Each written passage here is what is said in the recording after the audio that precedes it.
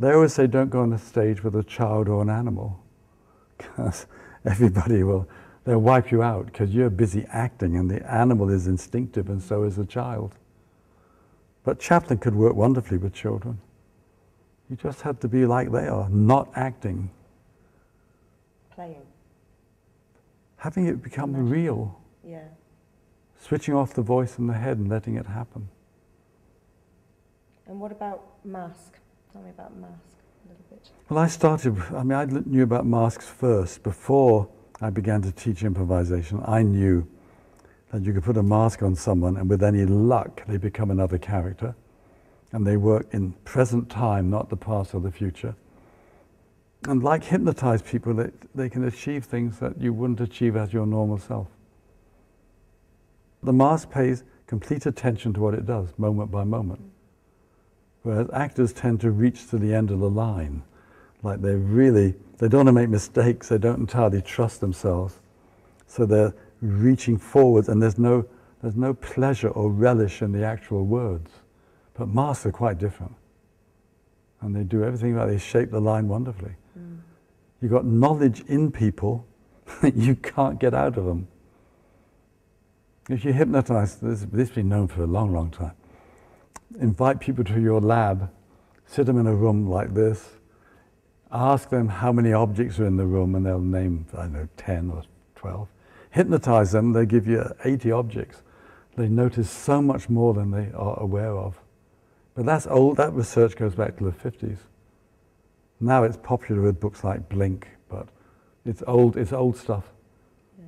Now they've got brain research, you can actually see it happening. You don't take the decision, something else does. They're the moments that I love in improvisation, the moments that you really, really genuinely was spontaneous, that you didn't expect to happen at all, and it is as if something else has just happened. But I think you're in trance then, because the voice in the head stops. In all the trance states I know, the voice in the head stops. In normal life, the voice in the head is criticizing you all the time. If you can bypass it, you can be creative.